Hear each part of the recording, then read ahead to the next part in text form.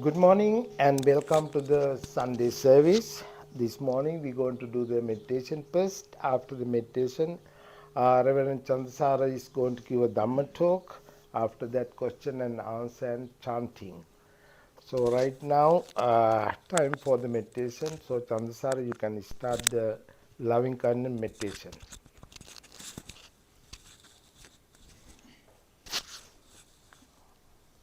Good morning to everybody. Today, as usual, we start with a short meditation, starting with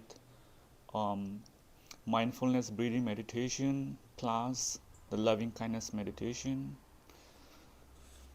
Okay, let's sit in a comfortable posture, whether we are sitting on cushion, in a chair, or like wherever we are, find ourselves comfortable in order to generate positive thoughts, mindfulness, and then loving kindness. Let's breathe in and out very gently.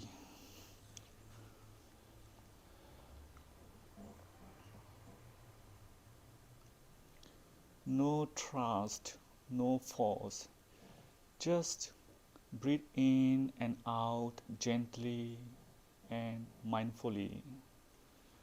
When I'm breathing in and breathing out, I'm aware that I'm breathing in and out.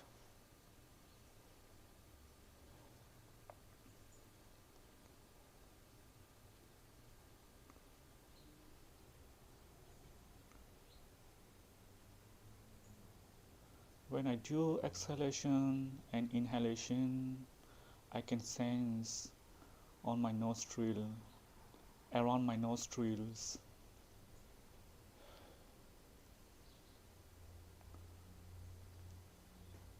I am like a gatekeeper in a palace. When somebody comes to the palace, I know who is coming. I know whom I'm sending to the palace, but I don't follow them. Likewise, I watch and pay attention to my breathing only around the nostrils. I'm aware when I'm breathing in and out, but I'm not following where my breath is going out, where my breath is going in. I'm just aware that I am breathing in and out, but my attention is only around the nostrils.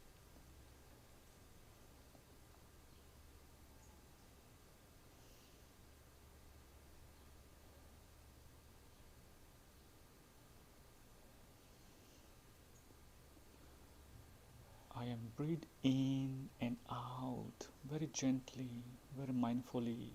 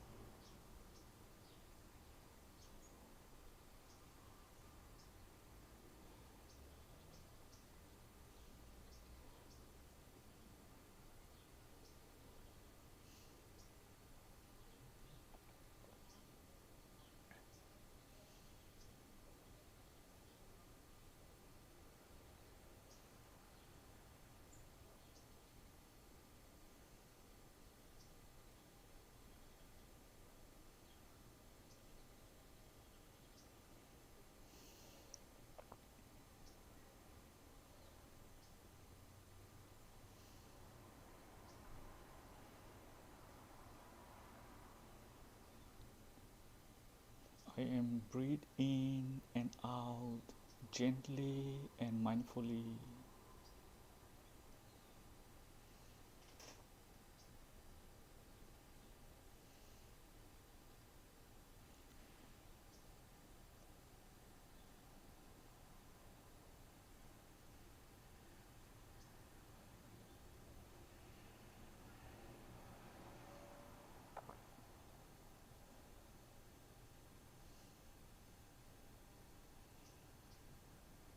I am aware my breathing passing in and out of my nostrils.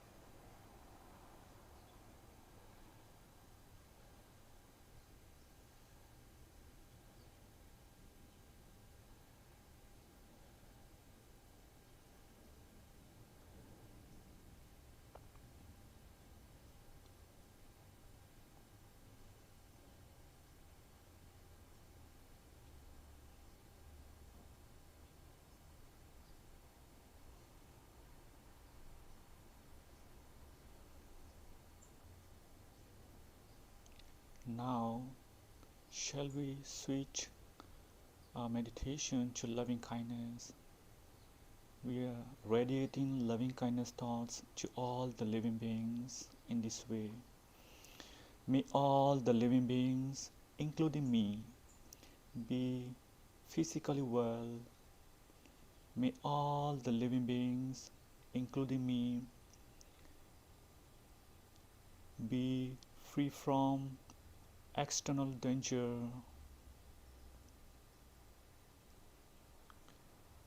May all the living beings, including me, be mentally well. Let's continue radiating these loving kindness thoughts until we hear the bell sound. Let me repeat once again. May all the living beings, including me, be physically well. May all the living beings, including me, be free from incoming danger. May all the living beings, including me, be mentally well.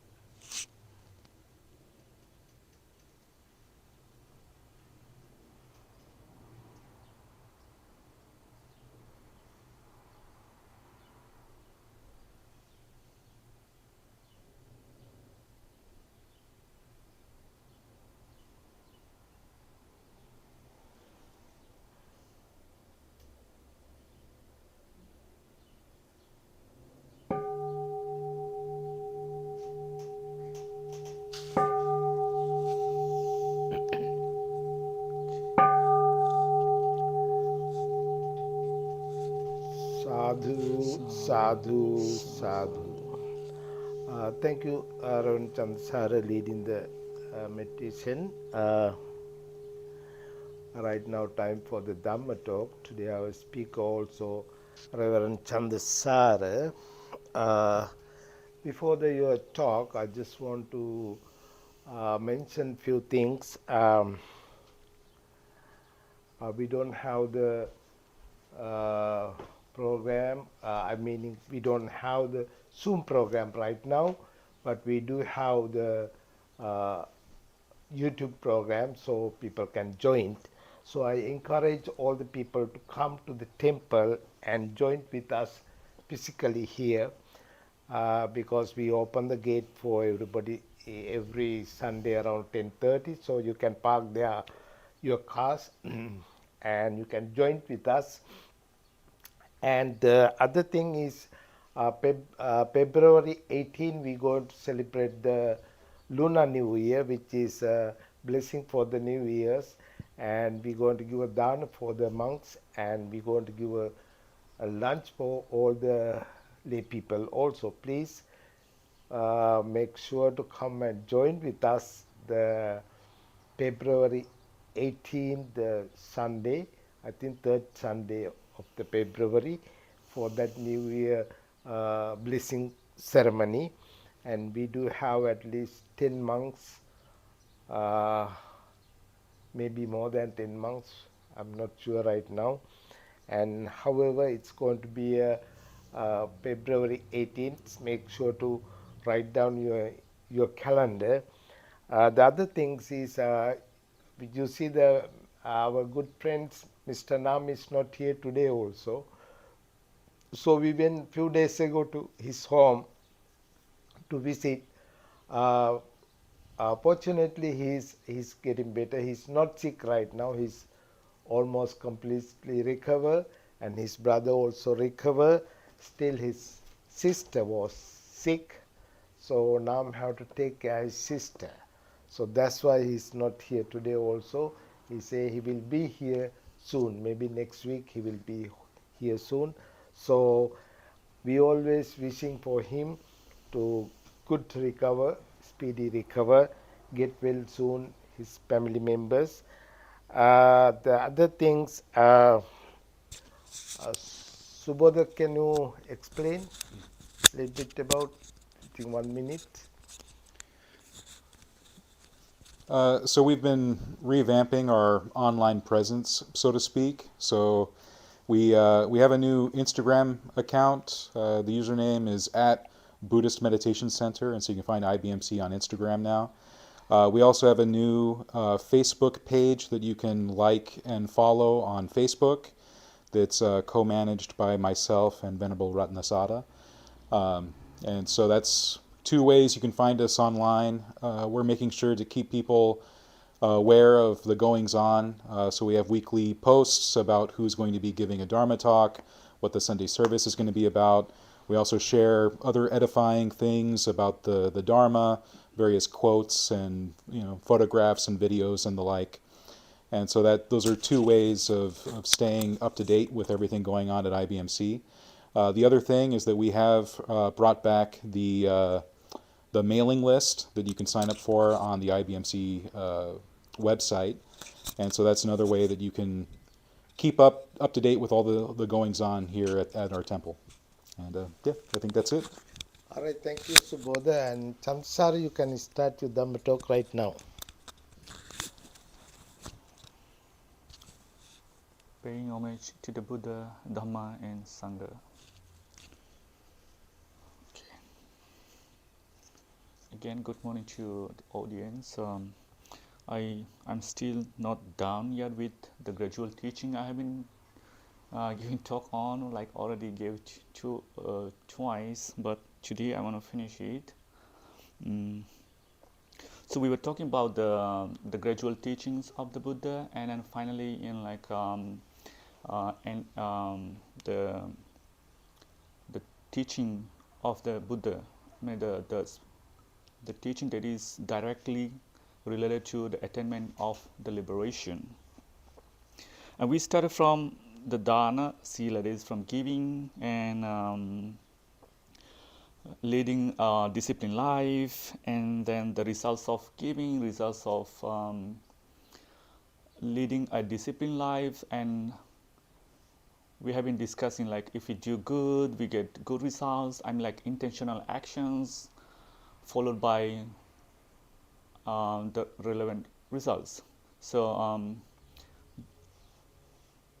practicing dana, generosity, and also like leading a disciplined life, always giving pleasant results, because we engage in those activities with good intention. That's why the Buddha started from the generosity, and then he was kind of motivating people why we need to practice generosity, why do we need to lead a disciplined life, because he's pointing out that there is a relevant result following those actions. And then Buddha does not stop there, right? We see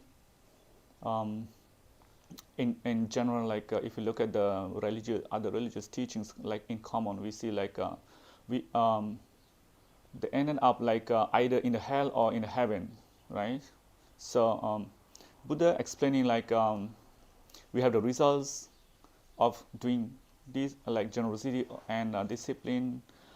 We can enjoy pleasant life, maybe as a human being, be born again and again, or maybe whatever, like in the heavens we enjoy. But Buddha doesn't stop there, and Buddhism does not stop there, right?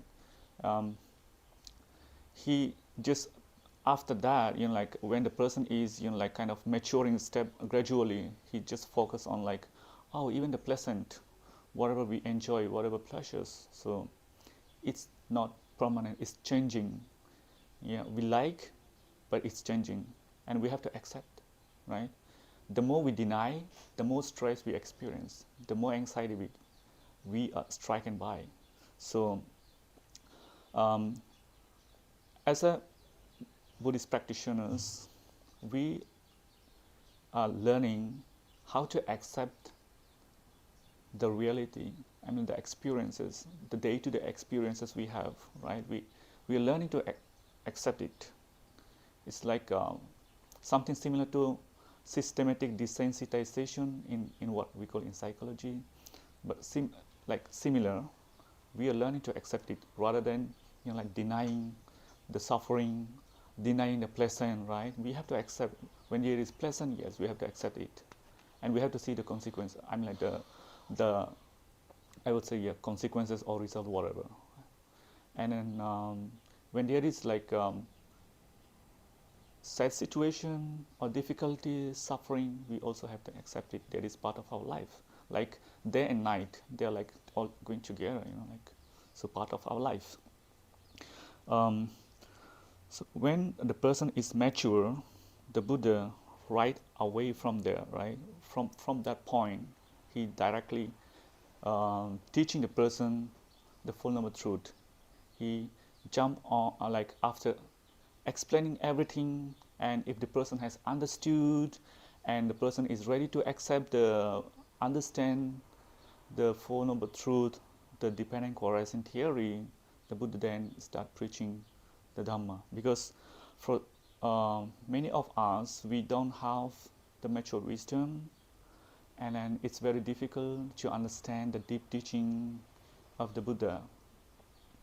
So we have to start from the beginning. That's why Buddha start from dana, sila with this particular person we call Upali, because I have been explaining the concept of the gradual teaching based on Upali Sutta, but the teaching of the gradual teaching is always same even in other suttas also.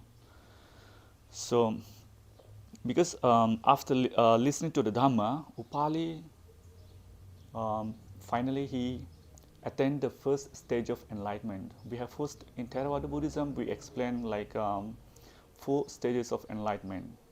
We call the stream entrance. That is the first stage of enlightenment. This particular household, the Upali, or the follower of the Jainism, he attained the first stage of the enlightenment after listening to the Buddha's Full Noble Truth. So I have a question, like because the Upali was listening to the Dhamma, like gradual teaching, starting from dana, like generosity and discipline, but as like soon after, like listening to the teaching of the Buddha, he attended first stage of enlightenment. So there is no time for him to practice in actual physical way. So how can he attain the enlightenment, the first stage of enlightenment?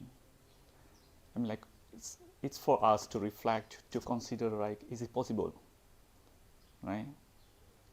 But I don't know if anybody has question. I mean, like answer for that. Is it possible, or what do you think? Is it possible, like because the person Upali was learning, like generosity, the leading disciplined life, and the good results of all those good behaviors, right?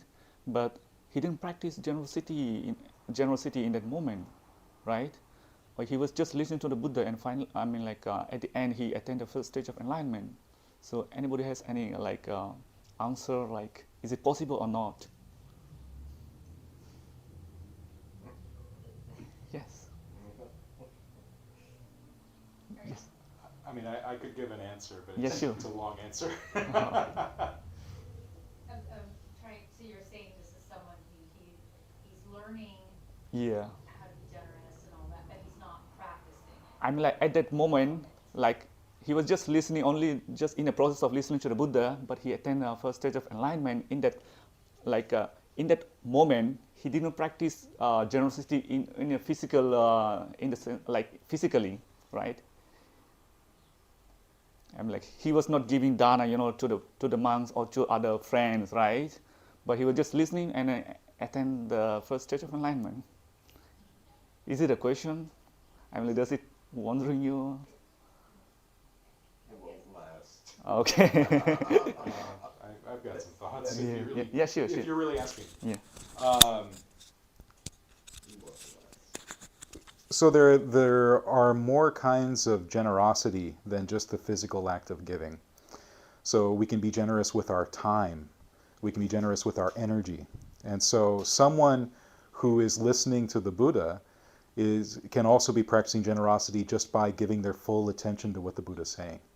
That in itself is the generosity of a student to their teacher, one of the forms. I've heard this kind of argument before, like this wondering of how it is that someone can become a stream enter while listening to the Buddha talking. And so we have to keep in mind that in at least in the first jhana, the senses can still remain open. I know there's some debate about this, but while someone may not be able to speak while in the first jhana, they can still listen. So my answer to that is that someone who's listening to the Buddha and during his teaching arrives at stream entry, I believe is doing so while in meditation.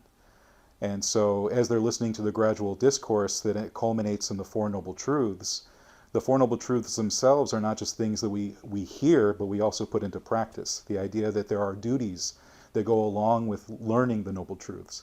The Noble Truths are not just a philosophy to be grasped and heard, because if that was all that was necessary, we'd all be arahants by now, right?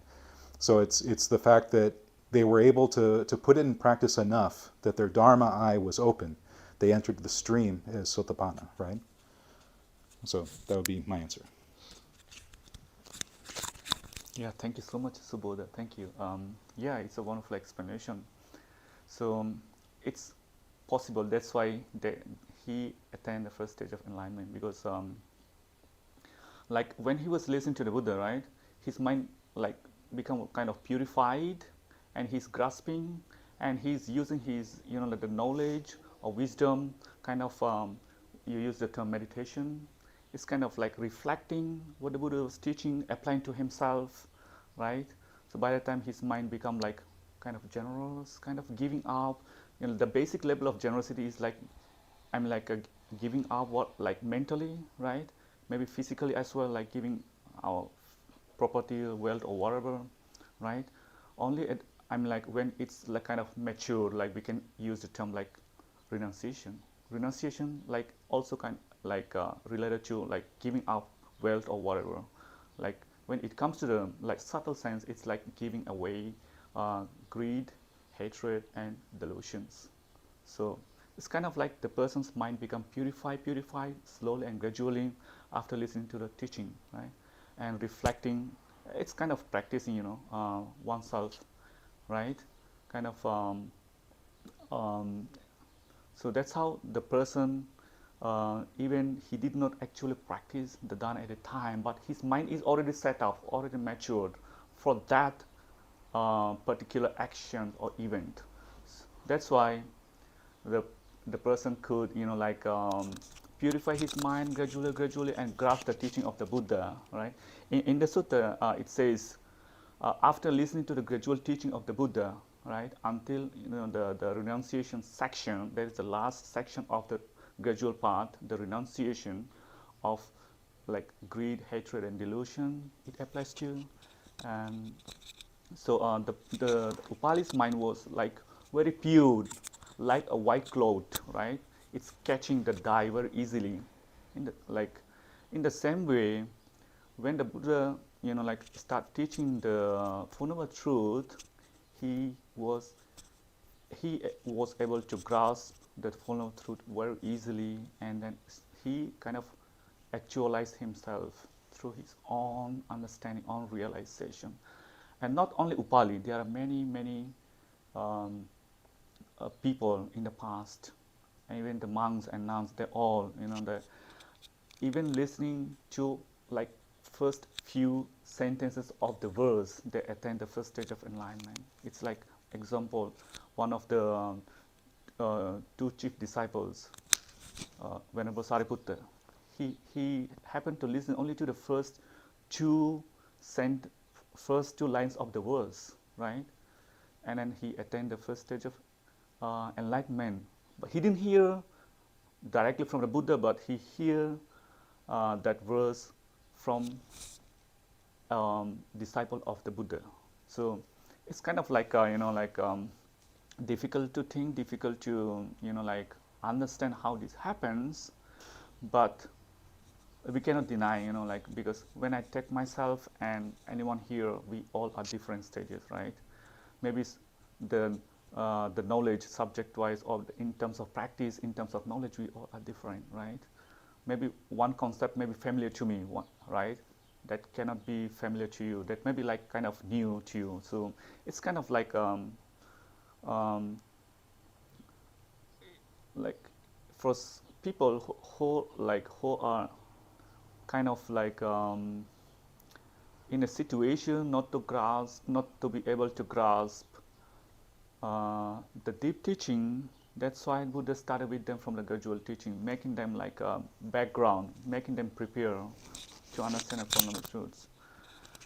Okay, and then another, I was just thinking, the Buddha was saying about, explaining about the about what's called enjoying the pleasant, right? Enjoying the pleasures, sensual pleasures, right? And then people like these, they already realize, they already understood, they already have taste of the sensual pleasure, right? Like mainly five sensory objects we have, right? Like the good side, pleasant side, unpleasant side for our eye, right? Good sound for our ear. We all like five major sensory organs, plus the sixth one is the mind, right? The mental objects, right? So mental objects and other like five sensory organs, they are like kind of like we are running after the pleasures of those, right? We are running. So even if we do not run physically, our mind is running, desiring for such sensual pleasures. And my question is like in the teachings of the Buddha, like Buddha was preaching the Dhamma to the people, like we start from asada. Asada means like enjoyment. Like we find enjoyment in sensual pleasure, right? Buddha start talking from the point of enjoying the pleasures, right? And only after that, Buddha is um, teaching about the consequences, adina consequences of enjoying, too much enjoying, or like irrational enjoying, right? Enjoying sensual pleasures beyond, I'm like, at a point that like we are impaired even for our other daily activities, and we are like kind of disturbing the society, right? At the point where we reach like we are kind of trouble to other society, at the even to that extent sometimes we enjoy, right? They don't care what will happen to them or what will happen to the outside. They just enjoy. They don't consider. But some people, they're learning lessons, right? They think like it's a continuous process.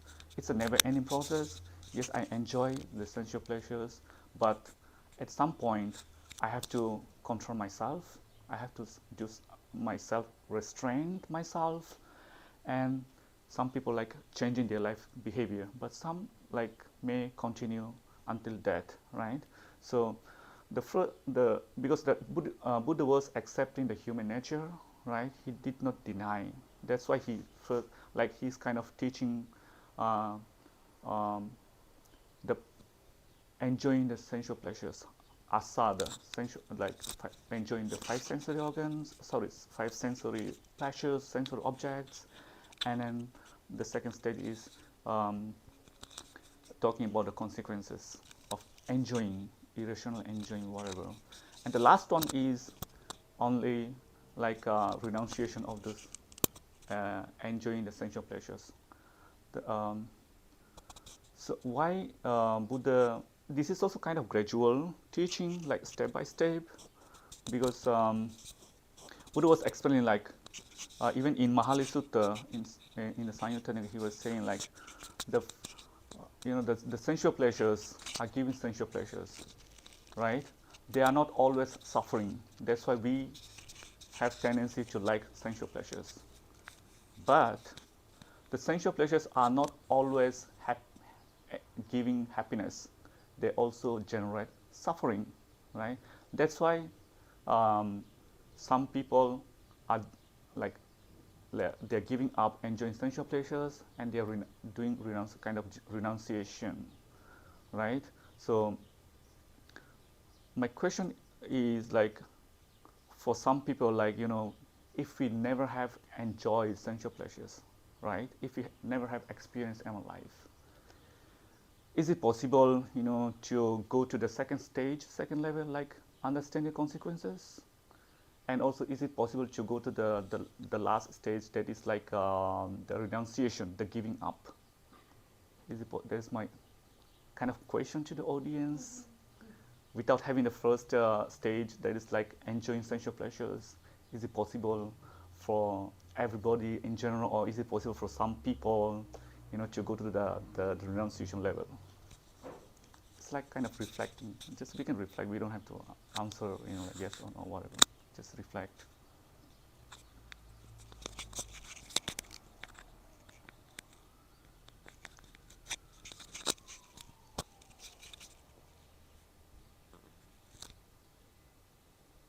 Maybe I can give like some example, right? Like, so some religious traditions, including us, right? We have been in a monastic life from childhood, maybe from like young age, 6, 7, maybe 10 or 11 years. We have been learning the Dhamma, right? Like in other religions also, some tradition they have, like they are going to their temple very young age, right? And they're kind of like restrained by a culture, by tradition, right? But they are not exposed to the like enjoying essential pleasures, right? And then for them, it's like like teaching about the consequences is kind of aliens to them, very strange to them. Like they would think like, oh, I have never experienced enjoying sensual pleasures, this sensual pleasure, that sensual pleasure, right? So, and it's kind of maybe like just theoretically they can understand, we can understand theoretically, but in actual practice we are missing, right? So but people like Upali, right, and some other people during the time of the Buddha, they already have experience in essential pleasures. They are leading a good household life, right? And for them, like even using gradual teaching, Buddha was explaining, and they understand. Oh, I enjoy the sensual pleasures. I already experienced, right? And then I know the consequences. So for me, it's like it is more worth to renounce, right? They have experience, and they experience both the pleasantness of sensual pleasures and even the consequences of sensual pleasure, right? It's I can go detail like this. When we see the very pleasant image or whatever, I would say like sensory object, like from our eyes we see a beautiful object or whatever image, right? And when it is a pleasant, like, and we like to see again and again, right? And we like, that's how we like we enjoy the sensory object from our eye, looking from our like looking with our eyes, we enjoy, right?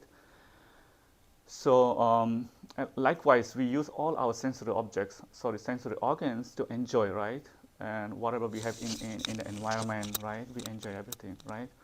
And then the person may find at some point may find it very difficult, and maybe because whatever we think a form, we grasp, we desire, we enjoy, we find it changing slowly, right?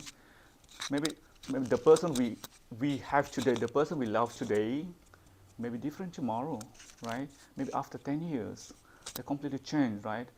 Like we have our body or whatever, like we start wrinkling, right? Or like aging, and then it's kind of like difficult at once to to accept our changes. And when we cannot accept the changes, whatever we hold to dear, very dearly, right? Whatever we hold to them, if that is changing, it's kind of shocking us. It's kind of like we suffer, right? We experience anxiety because we try to keep whatever enjoyment, whatever we find pleasurable, we try to continue them, right? But when it changes, then we experience suffering, we experience loss, we experience grief, right? So that's only like when we use our mind, knowledge, right? We can use theoretically as well, but for people who have experience, really experience this, like in a practical life, it's for them it's much easier, right? But they also have to have mind setting to the Dhamma, right? Because we have people in the world, right? Not everyone is Buddhist, right? Not everyone is thinking about the consequences. Not everyone is thinking about the Dharma, about the karma, right? So, but only like handful of people are Buddhist, and we like kind of contemplate on the enjoying sensual pleasures, yes, and then contemplate on like the impermanence, right? The impermanence of whatever we enjoy, anicca, dukkha, and anything that is impermanent, whatever we hold dear to them, anything is impermanent, it generates suffering, leads to suffering, anicca, dukkha, suffering, right? Like if we have kids, if we have children, right? Sometimes they fall sick, right? And they are not well, right? They are not doing well. Maybe their family life is not okay, and then we suffer, right? So because of change, we suffer. Changing, sickness, aging, or death, even, right? The final, we are suffering, and because of that, and that's why asada is enjoying, adinava is like understanding consequences of enjoyment, and the last one is the renunciation, right? So now I a little bit elaborated. For my question is, for some people who have never experienced sensual pleasures at nothing, right? But they have been staying self-restrained because of the culture, because of the tradition. So is it possible for us, like to completely renounce, even intellectually as well as in a practically, like in a sense of awakening, can we completely like renounce all the sensual pleasures without having experience? That's my question. Is it possible for everybody, or is it possible for a certain number of people?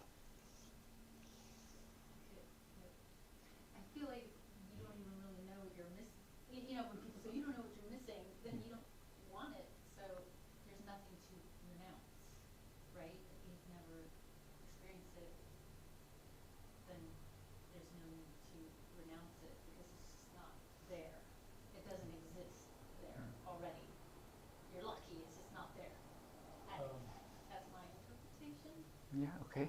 Thank you. Okay.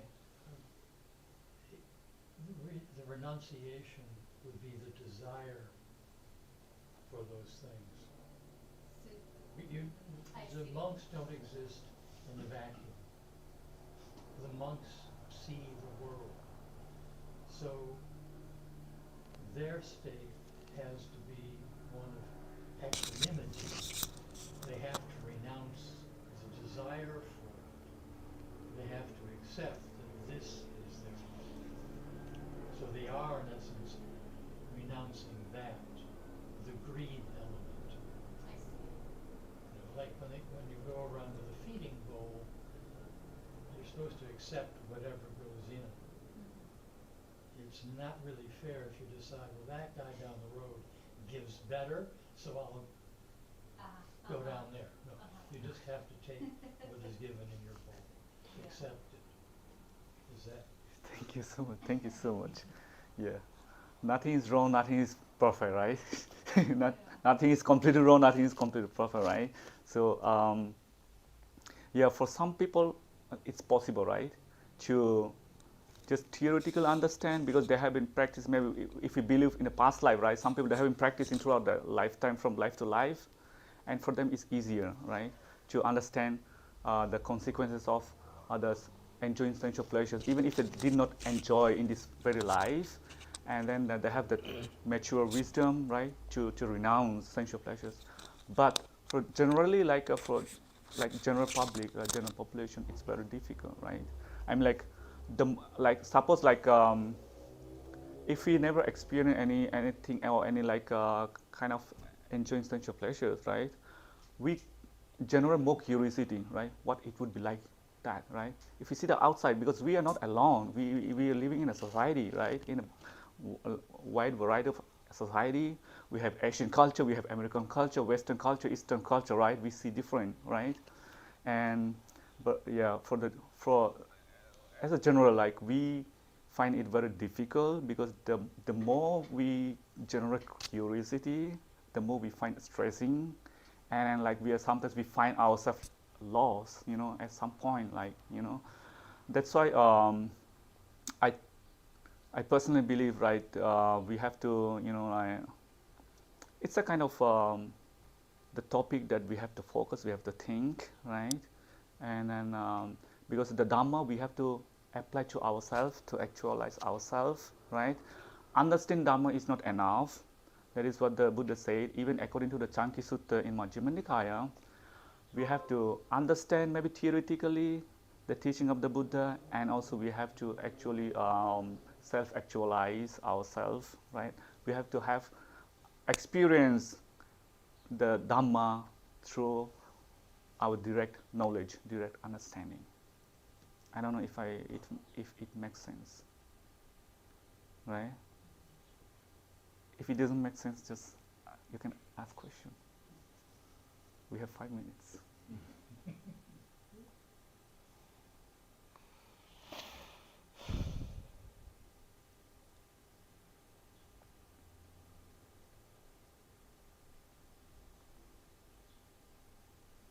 So it's deeper than just renunciation is saying like stopping yourself and not doing it. You're also renouncing like you said, the desire as well. That's another level of renunciation where you don't even care about it anymore. You don't think about it. Is that the next level of renunciation? As opposed to saying, oh, I'm not going to eat that. Okay, you've renounced that. I'm not going to eat that. But then if you're thinking about it, is the next level renunciation not thinking about it? No, it's kind of forcing ourselves. You're denying our human nature. So the more we deny like that, that's called irrational denial.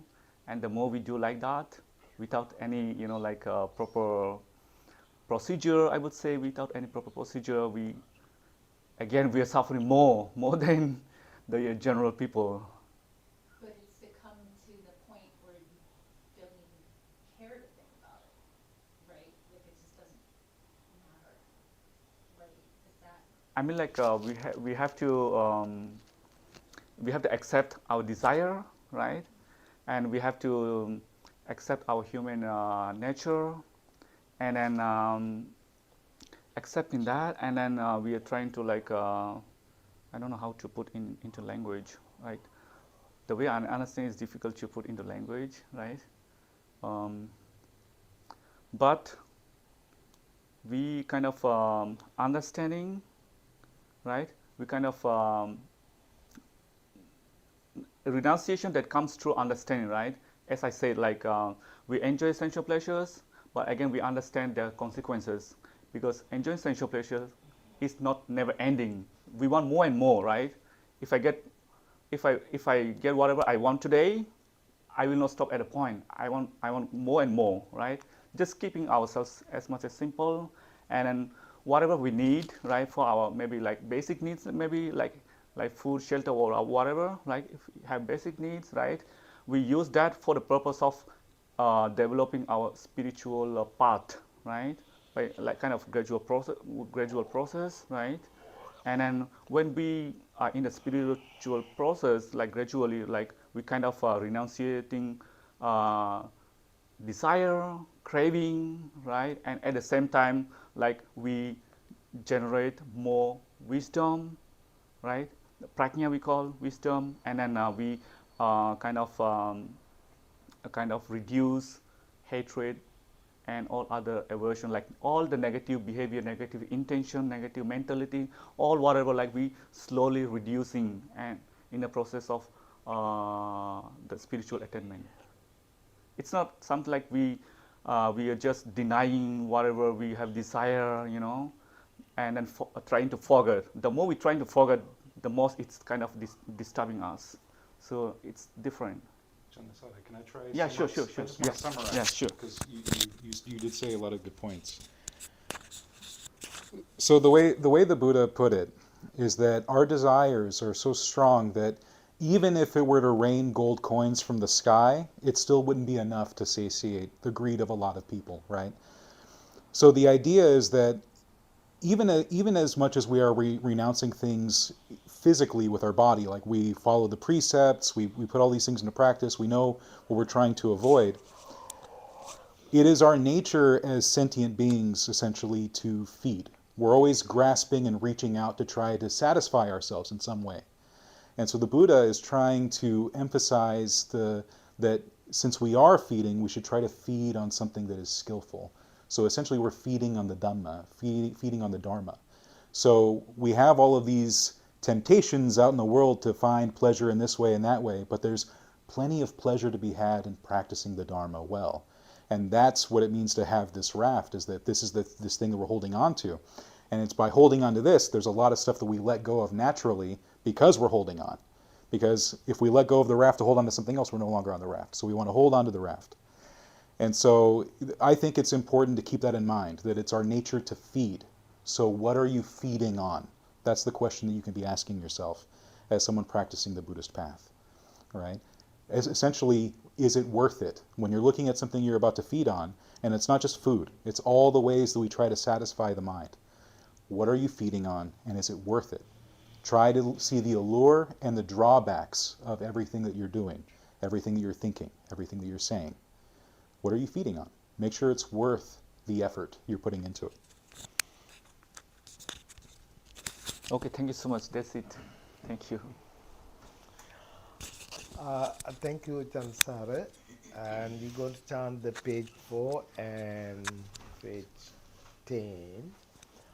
Before that, I want to mention one more thing. Next Sunday, Reverend Kusala is going to give a Dhamma talk. So let's chant the page 4 and page 10. Namo tassa bhagavato arahato samma sambuddhassa. Namo tassa bhagavato arahato samma sambuddhassa. Namo tassa bhagavato arahato samma sambuddhassa. Buddham saranam gacchami. Dhammang saranam gacchami. Sangham saranam gacchami. Sentient beings are numberless. I vow to save them all. Deluding passions are inexhaustible. I vow to end them all. Dharma gates are limitless. I vow to study them all. Buddha's way is supreme. I vow to attain it. May suffering ones be suffering free, and the fear-struck fearless be. May the grieving shed all grief, and the sick find health relief. When ye do konga duk bokap dunya te nadang du changa sangye gai kong tai pa when ye do konga duk bokap dunya te nadang du changa sangye gai kong tai pa when ye do konga duk bokap dunya te nadang du changa sangye gai kong tai pa Om Mani